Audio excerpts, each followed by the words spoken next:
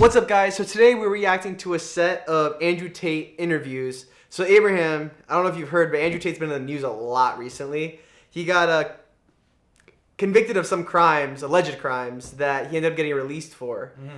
And after these alleged crimes had taken place, the BBC had basically begged him for an interview. And we're going to watch 5 minutes of their interview, where I've heard it's kind of not very cordial. And then a second interview where Andrew Tate kind of explains what really happened there and why it wasn't as cordial as it could have been. So I guess with that being said, let's react to the video of him having the BBC rage quit on him, and then we'll go from there. So whenever you're ready. Sounds good.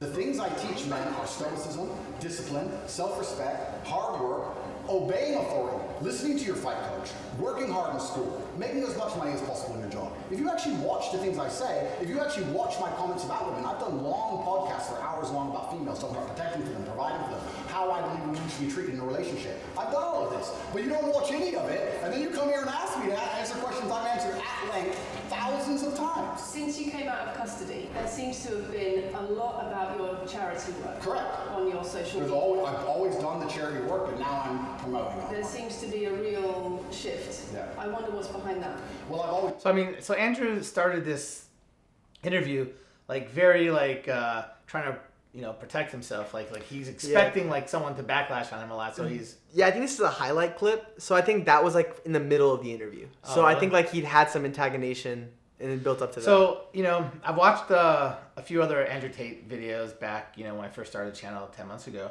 and I never really heard of him until then. And I watched him, and he seemed pretty much like an asshole when I was watching him. But I only watched clips, and people that didn't like him, I guess, put these clips together. And I've watched him since then, a bunch of other stuff, and a lot of the stuff he says, I'm like, oh no, you know what?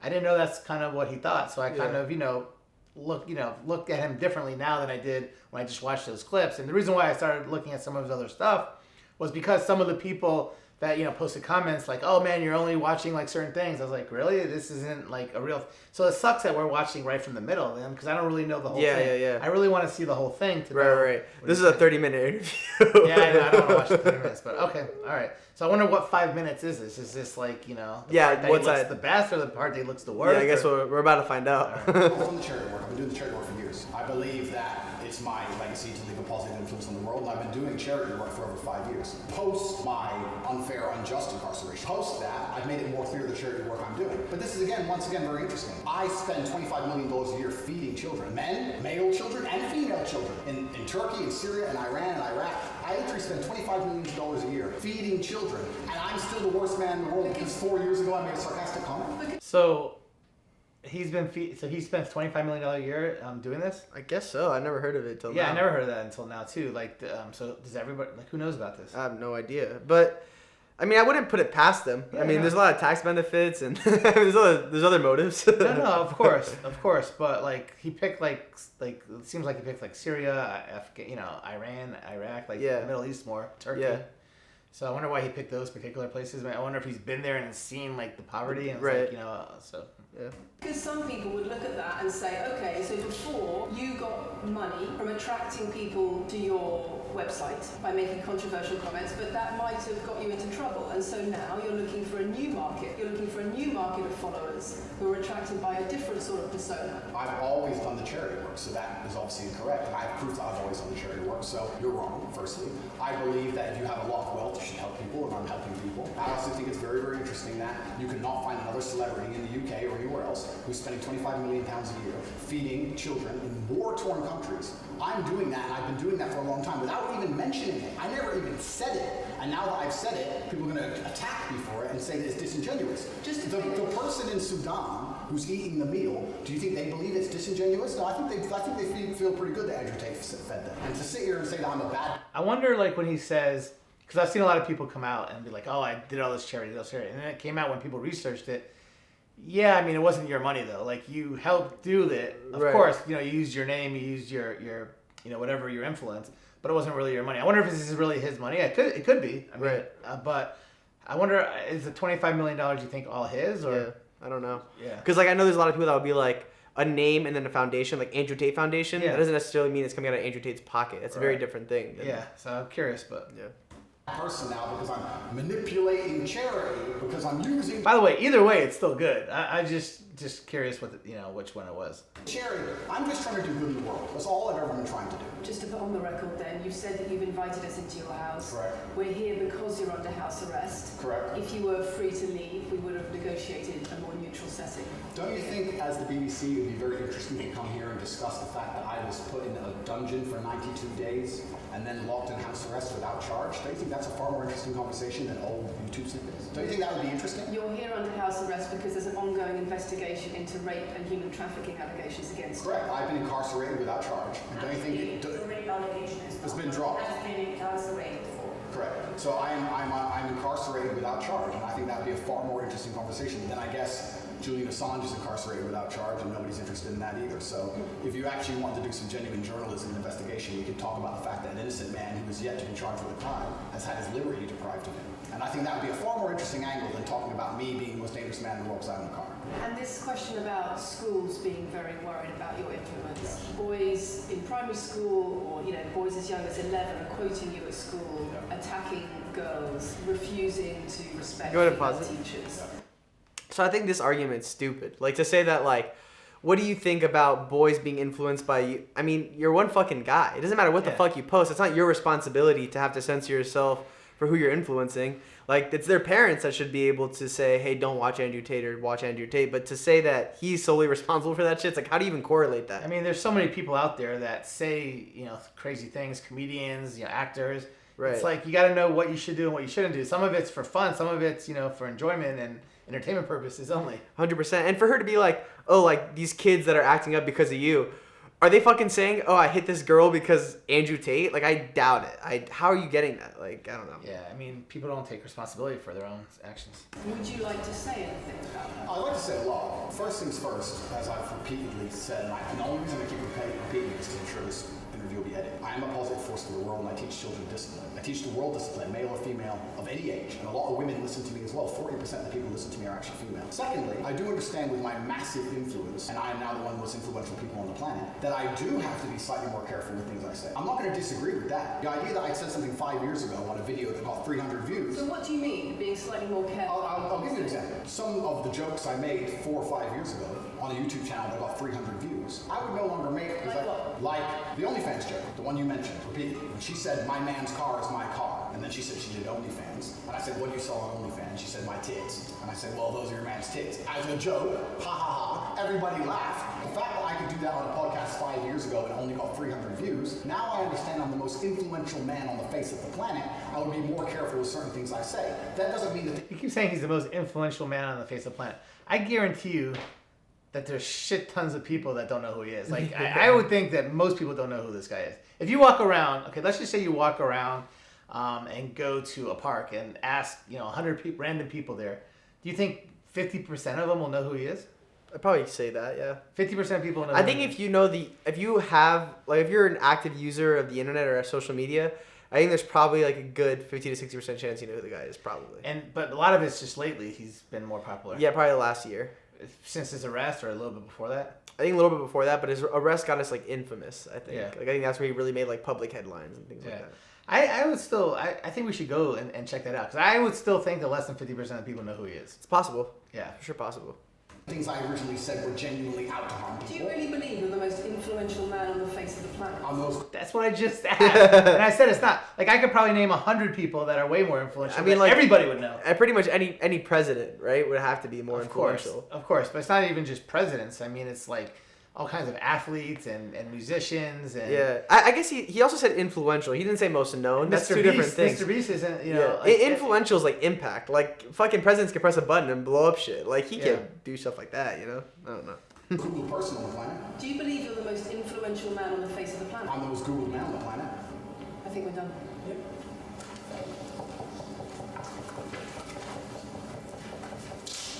Thanks, Lucy. It was enjoyable. Nice to meet you. What happened? Why did she just stop? I don't know. He didn't say anything that was like, Yeah. like he shouldn't have said, like, you know. Yeah, it was weird. That was a Okay, weird I think part. we're done? Yeah, that was a weird place. I almost to- think like we're missing parts of this interview. Yeah, there has to. Yeah, we have to. We definitely have to. Sorry. No, it was fun. It was good. I enjoyed it. For the record, I don't know who that is, but she's a horrible person to do it. Yeah, she's pretty bad. Why would they send her of all people? Like she was just not good. Watch her be like the most like famous interviewer. Maybe, in but she Britain. was horrible. In this interview, she was bad. Like I've seen tons of interviews with people from 60 Minutes, from this show, that show. They're all like, good. She's like, I don't know. It was bad. You know, one thing I don't understand fully. So, as an interviewer, I think because I watched the beginning of that interview for like the real one, and she came off like very very aggressive. She came off like very like trying to like pick at him and him like he knew as soon as he sat down he was like, oh, I know how this is gonna go. It's gonna be like super attacking and provocative. And he's like, all right, but as an interviewer, if you wanted to get the most, wouldn't you try to get like on someone's good side? And then like, but you also look bad as an interviewer because you're like, are you on his side while you're doing that? I mean, I get the dilemma, but I don't know. I mean, obviously, we watch a lot of Tommy G stuff. He's so neutral. It doesn't matter who he's talking to. Like, he's never like super strong or super weak. Yeah. He's like very neutral and hears both sides of every story. Yeah, he'll talk to like a 15-year-old kid that stole the car yesterday and be like, oh man, like that's. It doesn't matter if you're a prostitute, you're a gangbanger. Yeah, he talks to him the same. The president. That's a really good trait. It's a hard trait. Yeah. It's a good trait. That's why people like him. All right, so D-Mike me out. now that we kind of went through that interview. Well, it's not over. It's still like 35 seconds. Oh, okay. Go ahead. Let's see. Yeah. On the damaging thing.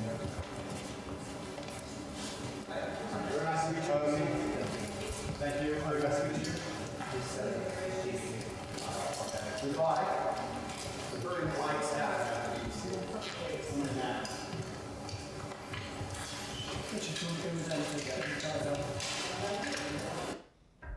So he seemed pretty respectful afterwards. Yeah, I mean, he didn't look disrespectful at all. Yeah. So now I'm curious to see. Basically, he went on another podcast this morning.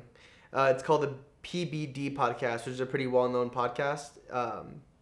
And he basically talked about this interview and like what led up to it, the types of things that they said that the interview was going to consist of, then what it actually consisted of, and then like what the aftermath of it was. So he kind of is just talking about his perspective of like from start to finish what happened. So I'm curious to see what that looks like. Watched the BBC interview with Musk, right? And he goes up and the guy opens up the question with, why'd you agree to do this interview?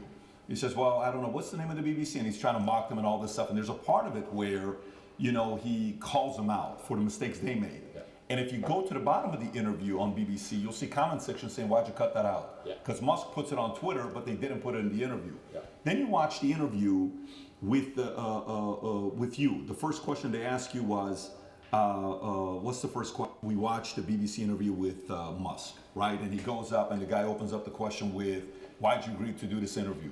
He says, well, I don't know, what's the name of the BBC? And he's trying to mock them and all this stuff. And there's a part of it where, he calls them out for the mistakes they made. Yeah. And if you go to the bottom of the interview on BBC, you'll see comment section saying, why'd you cut that out? Because Musk puts it on Twitter, but they didn't put it in the interview. Yeah. Then you watch the interview with you. The first question they ask you was, what's the first question? Hey, you've been accused of serious crimes, rape or something like that. Right off the bat, they ask that question of you. And then you see the interview, Lucy Williamson, I believe her first question was, you're facing some very serious allegations. Have you raped anybody? That's the open question that they ask you. That's pretty bad. That's pretty bad. The first one, they take it. So they came in there like trying guns to, like, a-blazing. Trying to like piss him off. Instigate him, yeah. Wow. Down. The second video they put up, that's 12 minutes like the high. Like, what did they expect him to say? Like, yeah, okay. I did. Like there's only one way that could turn out. I like one. They turn, the comment section is open. There's 80,000 plus comments there. Then you look at Philip Schofield. Yeah. And you just brought up Philip Schofield. For people that don't know who Philip Schofield, do you mind explaining to people who he is? Yeah, he was a TV presenter in England. He was very famous. He ran the morning show. And he was grooming children for a very long time, and all the staff knew about it, and the people who worked on the show with them were being groomed by him, and everybody knew, and it was all a big ha-ha joke.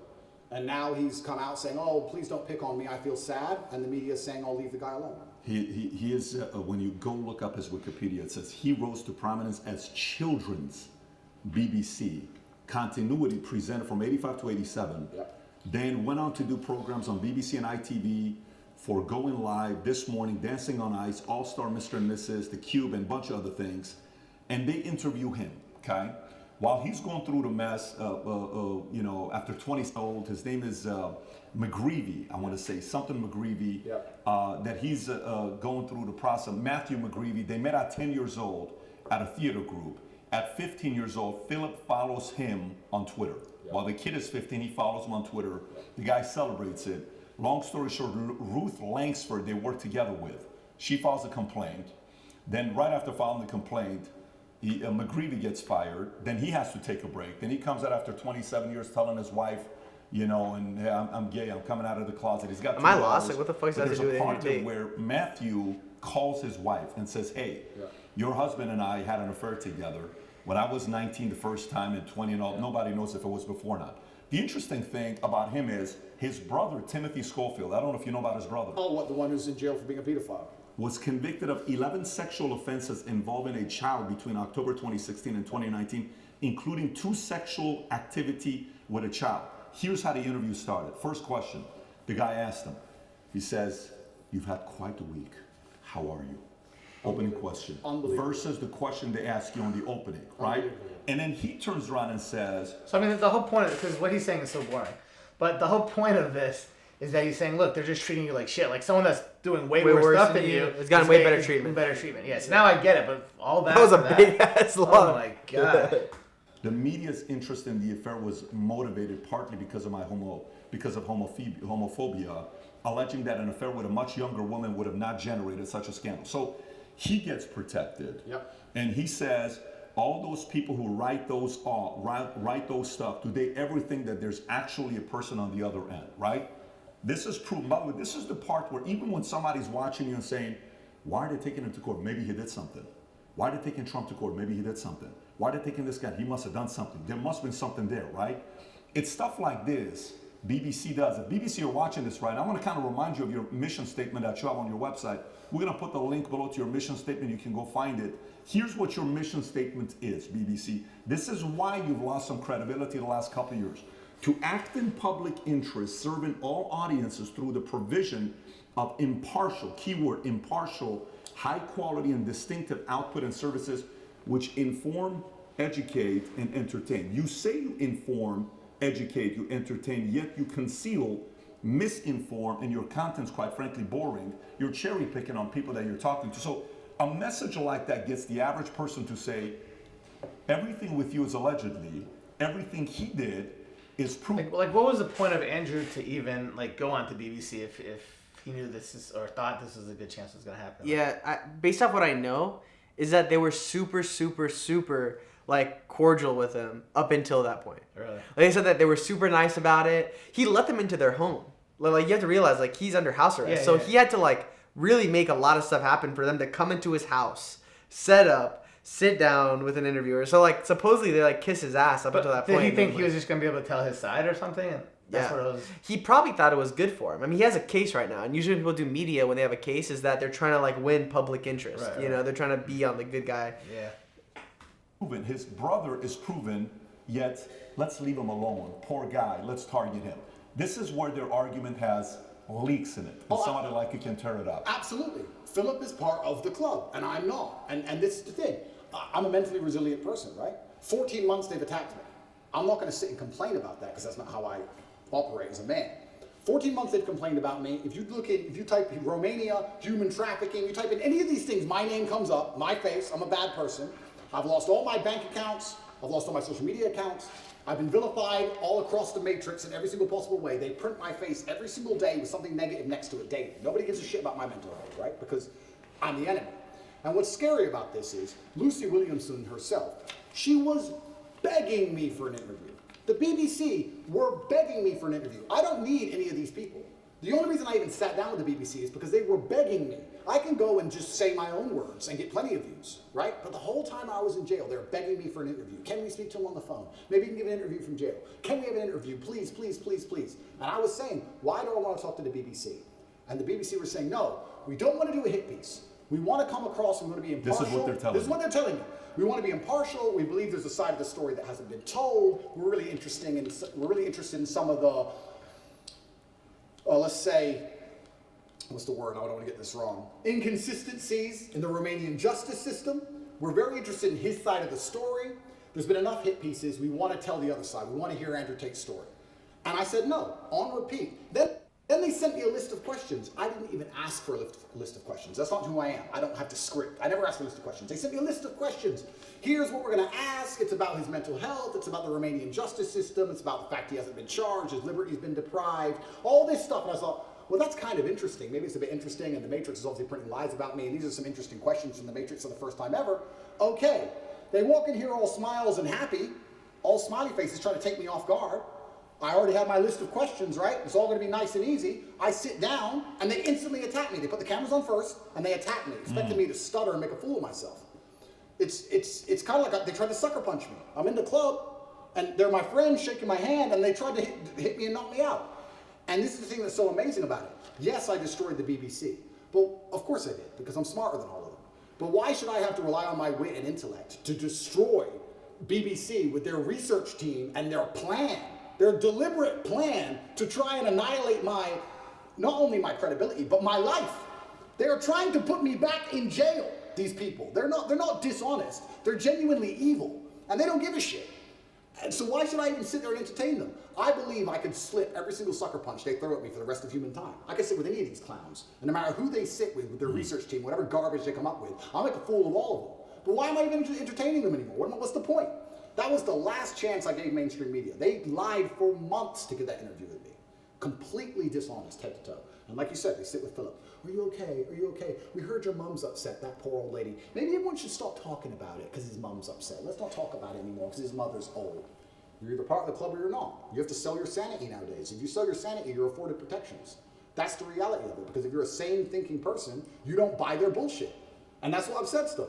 They don't want anybody who thinks for themselves. They need you to not... See, I would have much rather of them come in here and done an interview, like asking those types of questions. So, because I'm curious myself, like, how did you get arrested? How did these charges come about? How are they setting you up? Like, what was the real story? Why did this, Yeah. That would be way more interesting. For sure. No, for sure. We haven't heard any of that. And that's what I was trying to get to, was like, if I was an interviewer, I'd want to hear his side for real. Yeah. For sure. Yeah.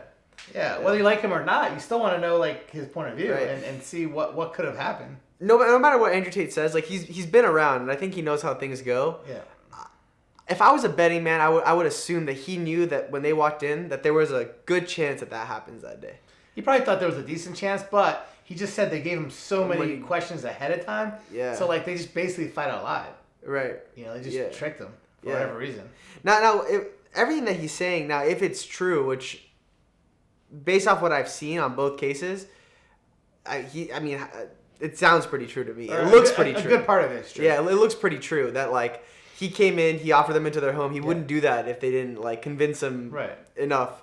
So, with all that being said, that is pretty fucking sneaky and manipulative. And but how can they get anything out of it? Because the second they lie and do something different, like, it's not going to go their way. Like, it's just weird. But whatever. They want you to believe exactly what's on the television screen. Believe in COVID. It's COVID now. It's COVID now. Oh, Putin's invaded Ukraine. Putin's cured COVID now. Now it's Ukraine. It's insane. Till the next thing comes. It's absolutely asinine.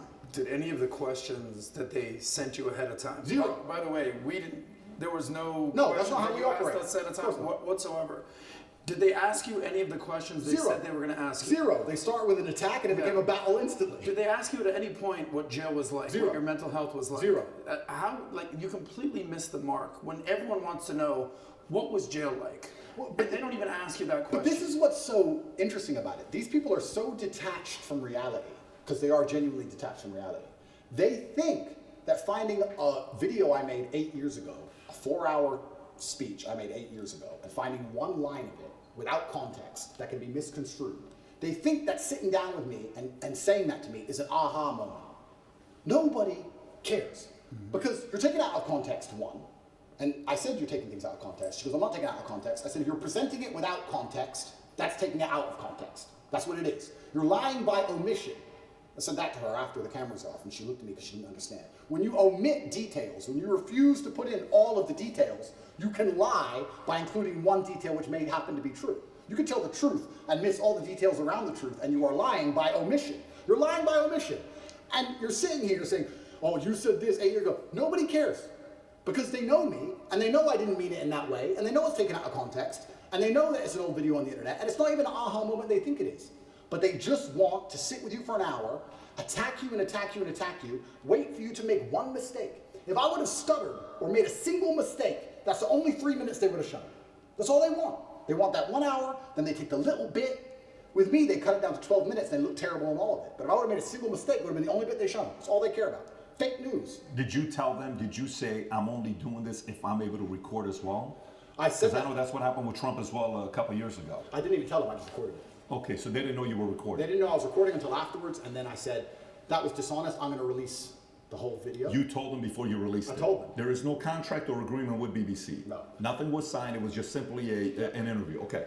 Because I think that was very important when you released it for people to see what fully was said versus, and by the way, you know the Philip Schofield interview that they put up, the 12-minute one that just came out? You know, Dude, he loves that fucking interview. I mean, they gotta realize, like, if I was a BBC going into someone's home, I have to realize that there's probably someone recording me too. Like, come on, Yeah. like, you would have to think that. Right. You wouldn't think that I'm the only one recording and there's nothing else. For sure. Especially like someone like that. Like, they're gonna, they're gonna have to have their own proof in case something crazy, they cut out shit. For sure. Yeah.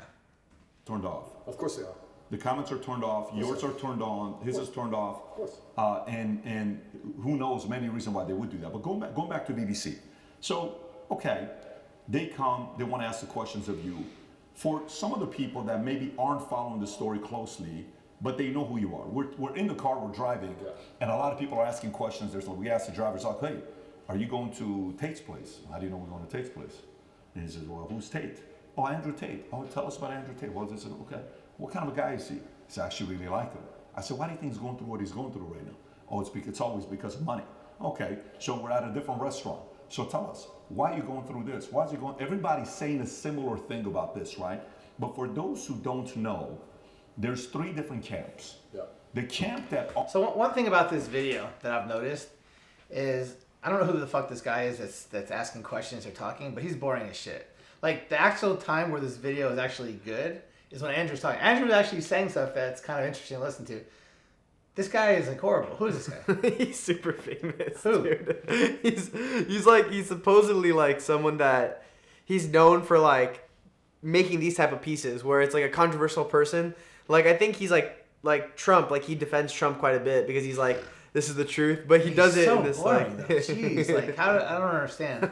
Like I could interview someone 1,000,000 times better than this. Oh my It god. doesn't make any sense. I don't Jesus know. Christ! Please don't come at us in the comments for that one. already sees you guilty, it doesn't matter what they read. So for example, this story here, from BBC came out just last night, 10:30. Andrew Tate choked me until I passed that, UK woman claims, right? This is Alice, another anonymous name, just like Sophie, right? Yeah. But there's 3 camps. There's those that say, well, look, I'm already thinking he's guilty. I don't like him anyways. I need anything to get me to think he's guilty. Yeah. Whatever it takes. I don't have to do my own due diligence. I just have to hear anything. Then there's the camp that's a diehard fan. There's nothing you can do that they did wrong. You can, in their eyes, going to be wrong. Then you have the people in the middle that are the reasonable ones. Yeah. That are saying, you know what, let me look at this. Yeah. What about this? What about that?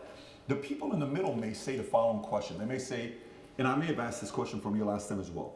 They may say, Andrew, okay, if this guy is so innocent, how can they get you to go to the dungeon for 92 days? How can they put you on house arrest? How can they do all this stuff? Yeah. If you're somebody that was born in US, you lived in UK, how come somebody else isn't coming to bail you out? You got different lawyers. How is it that they can keep doing this to you if you're not guilty? What do you say to those people? Yeah, and once again, I have to be careful what I say because of the court case. But Romania has a law, where the law in Romania is basically, if you can prove to a judge that it might have happened, they're allowed to hold you up to 6 months during the investigation stage.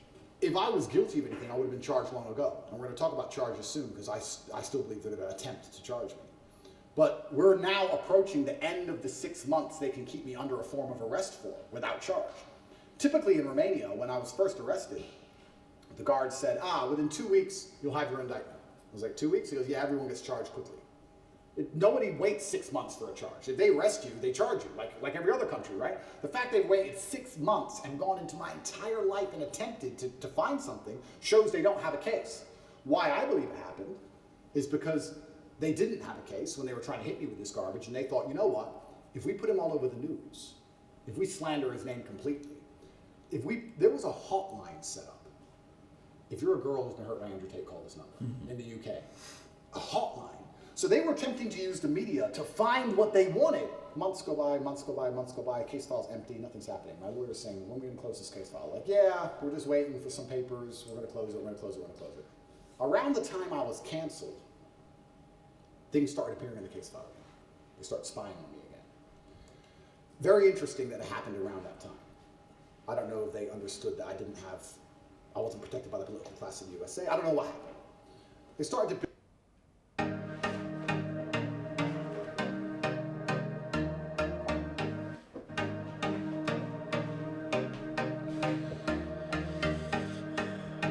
build this case. And they spied on me for all of these months, spending millions of euros, spying on me everywhere I went, trying to find evidence of a crime. Eventually, they get to the end of their legal limit to spy on me, and they don't have any crime. They don't have anything. So in my current court case, we have 2 Americans who lied, the ones who we have the conversations between them saying they're going to get an Oscar for lying to the police. We have the CCTV of them coming and going. We have their Uber records showing they can travel the country freely. We have their phone calls with their mother where they're saying, yeah, he didn't hurt me, and my boyfriend caught me. We have all of it. We have all the evidence. We have those 2. And then there's nobody else who could possibly even take the stand. I don't believe, as high level as this Matrix attack is, I still don't believe a Romanian judge is going to put me in jail with the dossiers. I've seen it. It's garbage. I don't think I'm going to end up in jail. But it's just taking years of my life, damaging my influence, having bad things to say about me, keeping me under control, keeping me locked in a house. That's all they want to do. So Andrew Tate just said that, they're just trying to ruin his reputation, hurt him, all these other things. Do you think that all this publicity, even though a lot of it's bad, is really going to hurt him? Do you think a lot of his fans or a lot of people, it might even help him potentially? Yeah, I mean, I think so. I think it's, to be honest, it reminds me so much of the Trump, the way people do Trump, right? Where the worse you try to make him look, his response is what his response should be. So because of that, his fans stay even more loyal to him, right? Because even if BBC had a point, let's say he did do what they say that he did, right? He's acting so well that he didn't, that if I was a fan of him, I would be believing him. Because I'm like, that's the way he should be reacting. And he's reacting like a real man. And he's, standing up to the face of adversity or whatever else. So it could help him more than it hurts him. I think it helps him more than it hurts him. Yeah. After seeing this, I'm more on his side than I am on theirs. Yeah. And he's a guy that could have allegedly done something fucking horrible, Yeah. I have no interest in the truth. There's no victims. There's no one to take the stand. Do you know who Sophie is or Alice is or no? Yeah, so the BBC, Ali? that's really interesting. So then the BBC says, well, we found victims because the BBC have done enough investigative journalism to understand that the case is garbage and there's no victims. So they said, well, we found victims. They found one called Sophie first. That was a few months ago. I think I was still in jail when Sophie appeared. Is that her real name? No, that's her fake name. So they have a girl with a fake name called Sophie. They don't show her face. They ask me, what do you think about Sophie? How can I comment on Sophie when Sophie isn't real? Firstly, you've made her up. Secondly, I don't know who you're talking about. You're saying that 9 years ago, I was emotionally controlling? That is the most subjective garbage accusation. What does that mean? 9 years ago, I said you shouldn't party with those guys in the club. Is that what I said? I don't know what I said. I don't know who she is, if she exists at all. And they're saying 9 years ago, you were emotionally controlling. Sophie said so. Who's Sophie? We're not telling you. What's emotionally controlling mean? We're not telling you. What comment do you want me to? If this person even exists, which they don't, then I destroy the BBC, make it very clear to them that Sophie doesn't exist, on repeat, because she doesn't. And 2 days later, Alice appears. What's interesting about this is that DCAL, the federal agency inside of Romania, along with help from international partners, have tried so hard, spending millions of euros with federal level tools to find a victim so they can put me in jail. And they can't find anyone. But the BBC just pulls them up whatever they want. The BBC does. Where do these people come from? And I say this every single time. If anybody believes they've been wronged, male or female, by me, go to the police. Go to the police. I encourage you to go to the police. All these people say we don't want to go to the police. What, is that because you're not real? Is that why? That's pretty convenient. I mean, I thought I was a bad person. Why don't you go to the cops? Oh, because you have no evidence and it doesn't exist? That's why. Are all these accusers in the UK, not even in Romania? Not even in Romania. So Sophie and Alice are supposedly both from the UK. And Alice's story To correct, it's not Alice. I said Alice, it's Evie. Evie or Evie or something like that. Evie. It's all made up names. It's all made up. Yes. So Evie, We could call whatever name we want, but yeah, Evie. So there's 2 interviewers, right? The guy in the blue jacket and the guy in the black jacket. Yeah. I actually like the guy in the black jacket because he's letting Andrew talk. Like he's asking quick questions, he's getting the answers. Like this Yeah. other guy on the blue, it feels like he's the one being interviewed. He's talking so much. Yeah. That's what's making it bad. So like if I was to interview someone, I would talk very, very small amount. You know, I'd ask good questions, but I wouldn't be talking that much. I let the other person talk. That's what people want to hear. And that's why that blue guy. Yeah, the only reason why I feel like he might be doing that is if he's trying to build a rapport with Andrew Tate. Because everything he's saying is like really trying to corroborate everything that Andrew Tate should be But you saying. can do that without taking over the whole fucking interview. Yeah. You know? Yeah, He's just making it boring. The way he talks, I'm surprised he's popular because he has a boring voice. His channel has 4.2 million subscribers. Yeah, no, I'm sure it does, but what country is that? It's not the U.S. It's the U.S. He's in the U.S.? I'm pretty sure he's in the No U.S. way. I swear he's in the U.S. What? That's Yeah, amazing. That's hilarious. He is saying 13 years ago I choked her or something. Yeah. By the way, when is the 6-month time limit? End of this month. Okay. And can we reference the tweet you just posted a couple days ago? I want to stay on this. She was commenting on Evie. You were going to say something about Evie, what she said 10. So she's claiming 10 years ago or 13 years ago, you guys had the consensual sex the first time. She comes back for the second time around. According to the story, she says she was being, your hand was on her throat, strangled me. She was passed out for a minute. And then she came back and she said, I did not approve of the second time having sex after she was passed out. So these stories they're making, you know, and then she says, the guy asked a question saying, how come you didn't do any police report back then? She says, well, because it's not fully rape and it's not that, because it was consensual and I kind of wanted to be there and I didn't tell anybody about it 6 years later. There's way too many things that doesn't give it credibility for somebody to say, I didn't do anything about it then, but 6 years later I told my friends, 3 or 6 years later. Yeah. And this is the thing that's scary. If you say to any red-blooded male, 13 years ago you had sex with a woman consensually and she's now unhappy about how that sex happened. You can get, any man on earth can get screwed with that. If this person exists at all. And like you said, she refused to go to the police if she exists. And she's saying it was consensual. I think last night they aired it on news. Go and pause it. Literally, they said, So that's a little bit of a contradiction. Like that was a stupid thing to bring up for the interviewer if he wanted to continue to go down the path they were going down. He basically said, these people are probably made up. And then he said, but this one person's story isn't even good if it was made up. But then it's like, you wouldn't make it up if it was that bad. You know, if it was that like monotonous and not fully like there. I don't know. It's a little bit of a weird thing. why are you coming forward now? And I think this actor, the person literally said, because now he's rich and famous. They literally said those words. That's what they said. Oh, because now he's rich and famous, I think it's unfair. It's asinine. I don't understand genuinely how a man can protect himself in the Western world anymore. How can you even exist anymore? If this is what they're going to hit you with as soon as you get to a certain level of influence, there's no man on earth who's safe from this. I said this to my judges. I had a few male judges. I said, they could do this to you. They could do this to anyone. They can do it to you or me or any man watching this. Any man watching this. They can put in the BBC 9 years ago you did something. They won't tell you her name. They won't give you... That's a good argument. It's a good argument, but like it doesn't happen to most people that are good people, you know. Like Yeah. There are like some people that get screwed, but like it's a very very minuscule amount of people. Like for the most part, if you're a good person and you do the right thing, that's not going to happen to you. Like it happens to people that are at least a little bit controversial or do something that they shouldn't do, and then they just make it a lot worse than it is. Yeah. Yeah. The thing is with him, I'm surprised there's so lack of people. Like, you would think they could say a dozen names. I mean, he's really, Yeah, Bill Cosby, though, how many people came out with That's Bill what I'm Cosby? saying. And the thing is, it's not like, he's, like I said, we talked about it. He's not the most influential man on the planet, Not even but close. he's very famous. Like I think he's more famous than, obviously way more famous than the average person. I think Bill Cosby was more famous when it happened. Oh yeah, than for sure, Tate. for sure. But you would expect him to have more people than two. If it's just two people's names, I would expect a lot more people to come out than two, based off his fame level. How would he even get in trouble for that? Like, I don't Yeah, I don't understand. Doesn't even make sense. It doesn't even sound like they're good. They're good people to like where it's solid. I don't know. Yeah, I It don't doesn't know. make any sense. But maybe it'll come out later.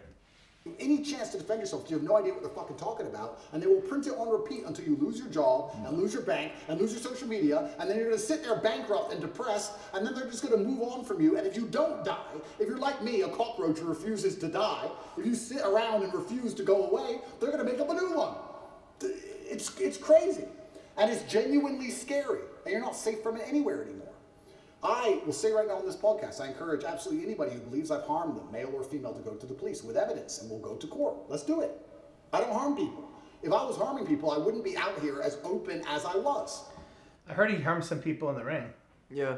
See, he's Personal contradicting. kickboxing. Like, yeah. See, now it's less credible. The biggest criminals, the biggest gangsters, the most heinous people on earth don't have social media. You know this. If I see a guy with an Instagram pretending he's a gangster, he's not a gangster. The real gangster hasn't got Instagram. But that's the reality of it. You think I'm going to become the most Googled man in the world if I've been running around hurting people? It's absolutely insane. And I think there has been a shift in the consciousness. That's kind of a stupid especially argument. because of COVID and a few other things. People are starting to understand that all these people do is lie. I think people are starting to understand that. And the harder they try and hurt me with these lies, the less people believe it. Which is scary for me. Like I said earlier, it's scary. They keep coming up with more garbage. The bullets keep bouncing off. So now they're sitting around going, we can't convince the world this person is a bad person. How do we get rid of him? That's the scary part. Millionaire is an application which allows you to take a minute to connect with influencers from all around. So this is the only part that I'm torn on. I agree for Andrew Tate for the most part. Like everything he's saying, like is the argument that I think an innocent man in his position would say. I agree.